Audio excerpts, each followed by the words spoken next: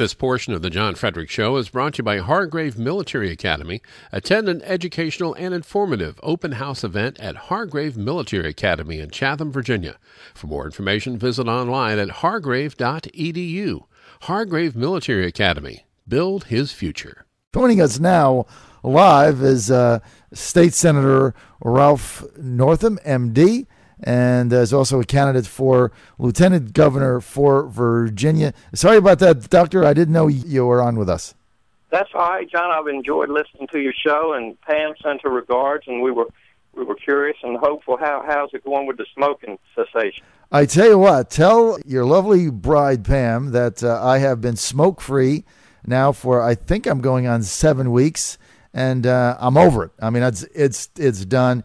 And just last night I got done with my son's Little League game, and two people were right there having a cigarette, and it had no impact on me at all. In fact, it stunk. So they tell me when you are able to be around other people that smoke and you have no desire, that you're over it. So I'm 55. It took a long time, but I'm finally over it, so I'm happy about that. I've dropped 10 pounds, so everything is going great. Well, we're proud of you, and I know she'll be pleased to hear that. All right. So, look, on yesterday, you came out with a statement. You had a conference call that I was on, basically taking issue with your opponent, E.W. Jackson, and his plan, if you will, his policy call to give people that choose to homeschool their children a tax write-off, a tax incentive for that. And his argument is, look, if you're homeschooling your children, you're not taking advantage, you're not utilizing public education resources. Therefore, you ought to have a tax benefit for that. Who took issue with that? Yeah, what's going on, John? And, I think we have to look at the big picture. And as we talked a little bit yesterday, we have some serious challenge with our public education system. And, right now, our teachers are underpaid, our classrooms are too large, and, we really have been underfunding public education for years. And the problem that I see with his plan, when you give money to homeschoolers, and by the way, there's nothing wrong with choice and diversity in education, but, every time you take money away from public education, you just cut the system. And, his particular plan would take about $110 million away from Virginia schools, potentially lay off 1,700 teachers, and increase class size. So, I admire folks for wanting to come and sit at the table and saying, how are we going to make our schools better? But that's not a good plan. We just can't do that. Now, I want to ask you this question, and I'm going to somewhat personalize it, and I don't do this often, but I think for our listeners, Dr. Northam, it can put things into perspective. I live in Chesapeake. I have 3 children, 2 older, and I had in September an incoming 4th grader, and I live right by Oscar Smith High School in a subdivision in Chesapeake called the Preserve, and my son was districted to a school for 4th and 5th grade called Crestwood. Now, I'm a believer in public school. I'm a product of public school. I think that you have to support the system. So that's where I come from. And but when I checked the school out, it was in the bottom 8% of the state. I had concerns there. So what did I do? I picked up the phone, called the principal up over the summer, said, hey, I want to meet, understand what's going on. So she met with me, met with the assistant principal, spent an hour, kind of explained it. But at the end of the day, when I went through the evaluation, there was no way that I could send my son to that school. Just no way. Education-wise and discipline issues and things like that. So we had to take him to a private school. Now, here's my question. We happen to be able to have the opportunity to make another choice, cut back and whatever. And so we made the choice that we had to make for our child, could not send him to that school. Now, I don't have a problem with I have to pay for that or I shouldn't get a tax break or any of that. My concern is the other parents that are in that school, and part of it draws from South Norfolk, They don't have viable transportation. They don't have resources. They're incapable of getting another choice. So their children are stuck in a failing school with no way out. How do you answer that?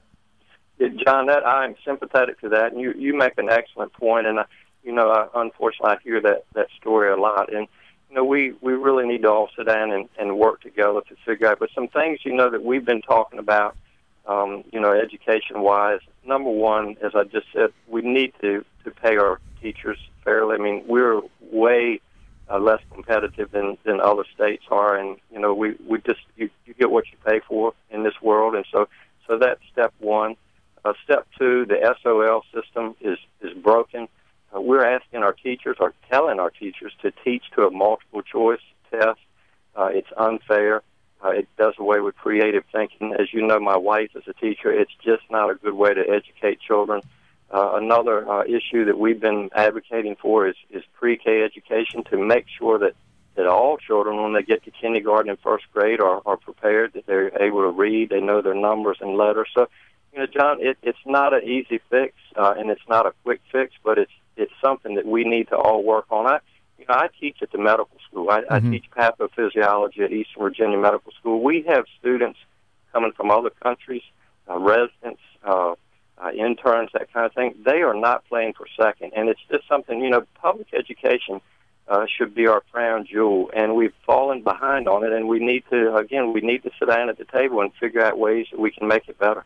The Republican candidate for governor, the Attorney General, Ken Cuccinelli, he had an education plan that he's put forward, and one of the tenets of that is he said, if you have a failing school, and I'm going to give the example again, like Crestwood Intermediate in Chesapeake, right by Oscar Smith, is a failing school.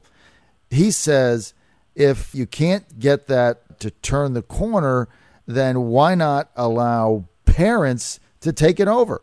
What's the downside? How can it get any worse? It's already in the bottom 8% now. Yeah, well, parents, I think, play an important role. Both of my children were in a public school in Virginia Beach.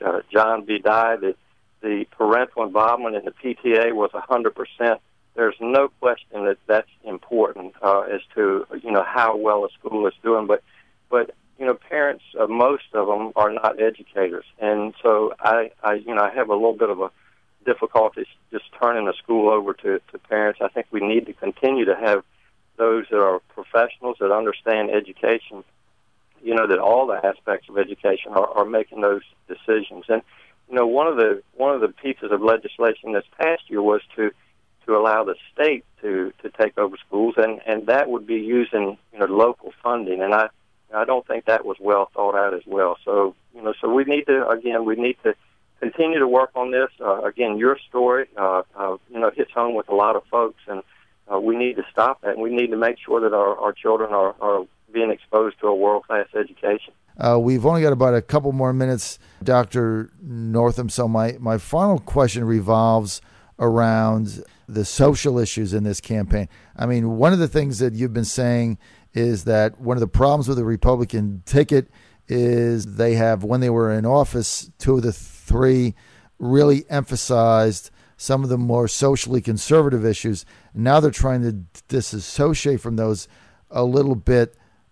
What do you think the real issues of this campaign are right now? Well, it's a great question, and I think one of the reasons, John, that people are focused on our message is because we're talking about what is a good business model for Virginia. And just to briefly go back to what we were talking about, education, if you talk to a CEO up in Northern Virginia, for say, which is where things are actually going very well, and say, what do you think about moving your business to a rural area of Virginia? Their main concern is the education system. So we don't have a system that can train people to be our workers. And so it is important that we continue to work on our public education system. As far as the social issues, John, Virginia needs to be all-inclusive. I mean, anybody that has any experience running a business, the light has to be on saying, we are open for business. We're not going to discriminate. We're not going to tell women what they should and shouldn't be doing with their bodies. We're not going to discriminate against the LGBT community. we welcome everybody to Virginia. That's the way you run a good business. You talk about things like transportation, which we've been supportive of. My opponent hasn't. Good education, access to health care, a good energy policy that's competitive and affordable, good tax codes. Those are the things that make businesses strong in Virginia, and that's what we need to focus on to not only retain our good businesses, but attract new business to Virginia. Okay, Dr. Ralph Northam, we're just about out of time. If people want to get more information or get involved, sir, with your campaign for Lieutenant Governor, where do they go? What do they do? Yes, sir. I appreciate you asking, John. It's the website is northamforlg.com, and that talks about where I stand on the issues and our vision for Virginia. Okay, Dr. Northam, thanks for being with us today and for sharing your thoughts. Good luck in the remainder of the, 7 weeks to go in this campaign, and we'll be sure and have you on again. Thank you. John, thank you, and congratulations on your extended hours. Thank you.